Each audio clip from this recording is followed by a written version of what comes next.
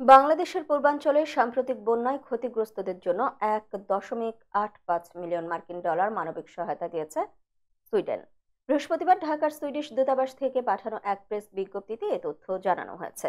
বিজ্ঞপ্তিতে বলা হয়, বাংলাদেশের পূর্বাঞ্চলে বন্যায় ক্ষতিগ্রস্ত ৫.৮ মিলিয়ন মানুষের পাশে দাঁড়িয়েছে Sweden. Norwegian refugee council (NRC), Islamic relief, Danish refugee council (DRC) এবং অ্যাকশন এগেইনস্ট হাঙ্গারের (এএএইচ) মাধ্যমে ১.৮৫ মিলিয়ন মার্কিন ডলার সহায়তা দিয়েছে দেশটি। এছাড়াও কুমিল্লা, ফেনী, নোয়াখালী, মৌলভীবাজার, লক্ষ্মীপুর এবং কক্সবাজারে ১,৩০,০০০-এরও বেশি লোকের কাছে গুরুত্বপূর্ণ খাদ্য সহায়তা পৌঁছে দেওয়ার লক্ষ্যে বিশ্ব খাদ্য কর্মসূচি (ডব্লিউএফপি) বন্যার কয়েক দিনের মধ্যে তার জরুরি সহায়তা চালু করার অনুমতি দিয়েছে সুইডিশ তহবিল।